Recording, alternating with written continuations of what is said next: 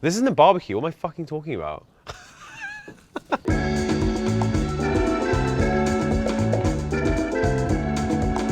So we're gonna make a stuffed pita bread with some spiced chicken thighs, tahini sauce, chopped salad, and some salted cabbage. Delicious. It's like a delicious summery lunch. A lot of the pita bread you buy here in the shops is like cardboard, and you gotta steam the absolute hell out of it to bring it back to life. And I'm gonna show you how to make a really simple, delicious pita bread that's pillowy, chewy, soft, and when you cook it properly, it puffs. And you get this perfect pocket. There's no crumbly bullshit from down the shop. It's really, really easy, and I'm gonna show you how to make it. All made in one bowl. It's kind of an all-in-one method. There's no pre-proofing, fermenting. It all happens. You can do this in about 2 hours. It starts with room temperature water, 300 grams, yeast, quite a lot of yeast, so we want this to do its thing quickly. Strong white bread flour, salt, and sugar. It's not going to be a sweet dough, but imagine it's just like fuel for the engine. We've got lots of yeast in there, and the sugar's just food. You basically grab your hand and make it like a whisk, and just bring the dough together in the bowl. You can just scrunch it like that. This is another example of something that if you make it yourself, it's infinitely better than if you buy it at the shop. Quite a kind of rough, shaggy dough. I can feel there's like lumps of flour in it. We're going to turn it out, and you just roll it, fold it, roll it like this. And it might be a bit sticky to begin with, but don't be tempted to add any flour, because we've got the hydration, i.e. how much water we've put in, dialed in. It's 60%, and we want to keep it at that. I mean, if you can see already, just from 10 turns on the knead, it's already much smoother. And you'll see that by the time I finish kneading, all of this sticky dough on my hands will be incorporated into the pita. Folding, roll away from you. Turn, fold, roll. Like that. I'm getting a nice smooth ball, but we want it to be even stronger, because if you see if I go to ball it up and it tears, we don't want that, so we want to keep going. So we want it to be quite a strong dough for pita, really, because you want it to stand up to it being stuffed. But it's going to go into a pretty hot oven, so you want it, and it's going to expand. So you want the dough to be really strong, or it's going to tear. Get in there. So if you just go and stretch it like that, there's no tears that run through it. It just evenly kind of stretches out. That's what we want. Flatten it out, bring in all the sides, fold it up like that, flip it over, pull back like that. Taut little ball. Finito. Not going to take that long, half an hour, 40 minutes, till it's doubled in size. Now we're going to make a little chopped salad. It's very, very simple. Red onion, tomato, cucumber. I'm going to make this now, season it with vinegar, salt, sugar, za'atar, and just let it marinate. You know, the veggies like extrude all this lovely juice, and that's really what you want to kind of drizzle over the chicken, the fresh bread. That's what you're after. If you were just to chop this, dress it, and serve it, it's not the same. There's lots of this juice flying out of this. And that's what you want. It's the same if you're making like a gazpacho. I mean, if you blended that into a soup, it'd be delicious. But you just want to leave it somewhere warm. I'm gonna pop it there. Chicken thigh, it's been butchered really nicely because they've left on everything that surrounds the thigh, they've left on for you, so you got options. But today, take off this excess skin. We're gonna chop this up in the end and then get it inside the pita. You don't want a big bone getting in the way. So you just use your knife. The bone runs from there to there. You can see the two ends of it, so you just want to follow it.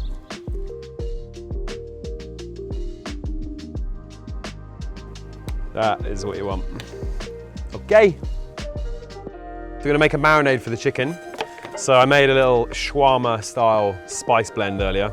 So there's a couple of different types of dried chilies, cinnamon, cumin, salt, sugar. I'm gonna put in a good sprinkling of that into the bowl.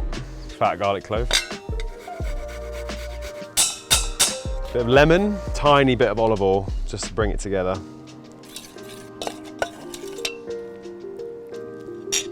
A little bit of extra salt. You want to do this at least a few hours in advance. So I'm going to cover this now and put it in the fridge for about half an hour, 45 minutes. If you can, pop it in the day before, or even 2, 3, 4, 5 hours in advance, and the lemon juice will start to break down the proteins in the chicken, make it really tender, super delicious. Stunning. Will I cut myself?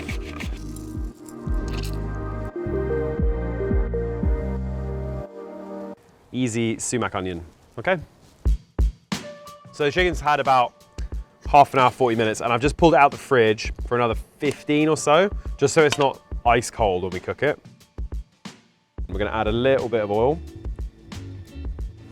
Skin side down into the hot oil. Cook away till the skin starts to crisp up. Cooking along nicely. I've got an oven here that is about 250 degrees. Now you don't need one of these to make this recipe. You can just throw this, if you crank your oven up to the hottest temperature, it will be about 225, 250. So you just start the chicken here, still skin side down, slide it in there and forget about it for 10 minutes-ish.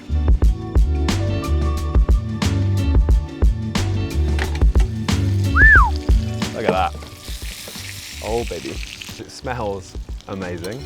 So we're gonna flip this over, roll it around in that beautiful oil. Now it's gonna go back in the oven, skin side up.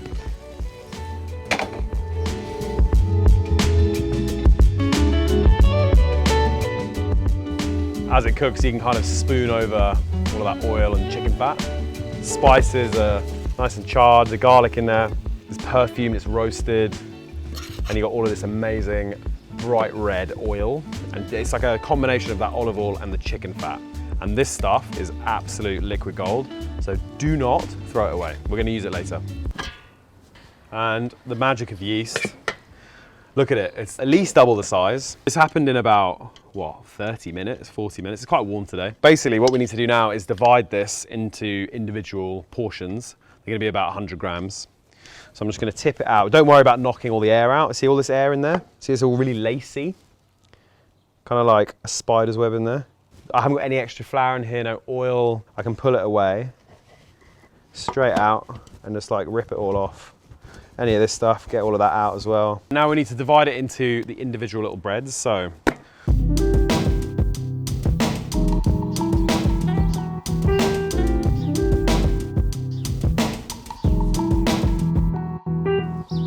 10 minutes, walk away, come back, and we're gonna roll them out. Add a touch of flour, tiny, tiny bit, to both sides. You don't wanna go too thin with this. Pound coin, just get it onto your peel. It's, you know, it's kind of, it's not that thin. It's a little thicker than you'd think. Just wanna let it go. And as soon as it's set, we're gonna start flipping it. And if you flip it, that's what encourages that nice even puff.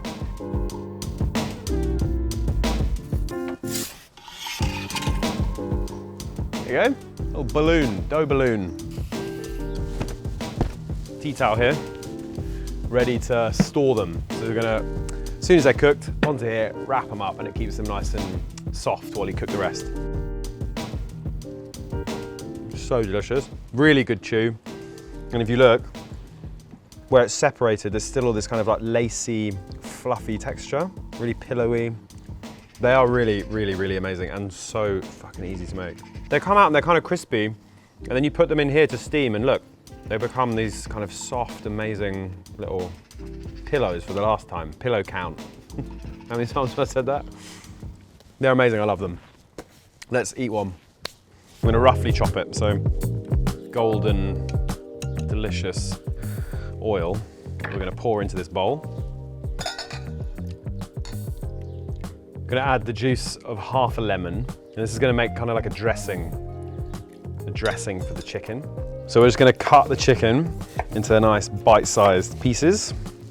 You don't wanna put a whole thigh in there, it just makes it a lot harder to eat. So nice chunks, and we're just gonna put it into that lovely dressing we made.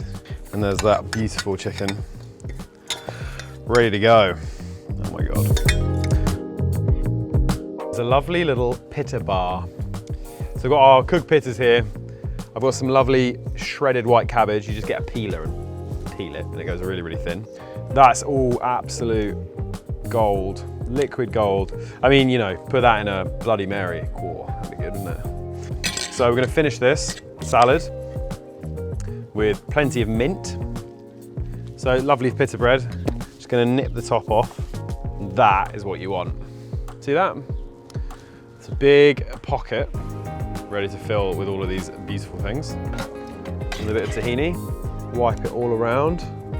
You don't want to be too neat with this, you really want to just pack it full of, so some cabbage going in, a couple of pickles, straight in, a bit of salad, beautiful grilled chicken going in, lovely hot sauce, this is a nice fermented hot sauce.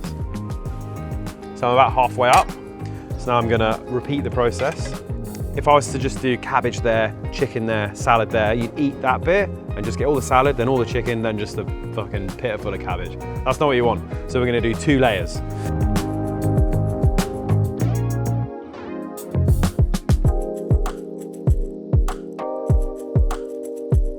You got a beautiful stuffed pita, full of grilled chicken, salad, pickles, sumac onions, got a nice pickled chili there to snack on.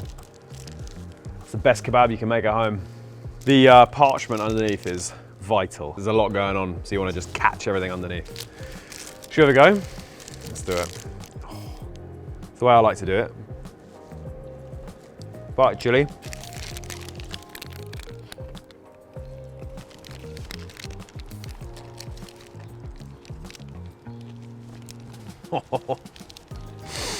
Oh my God. That's seriously good. The chicken has an incredible flavor.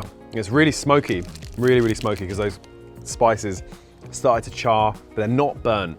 And the garlic's there, really toasted, really beautiful. Nice crunchy salad. Another bite of chili. And as you eat your way through this, you get you get bites of everything at different times. You got a bit of sumac onion there, bit of chicken there. You want to make these when the sun's out. You can eat them outside, loads of mates. Cooler of icy cold beers. These are fucking delicious. Ooh.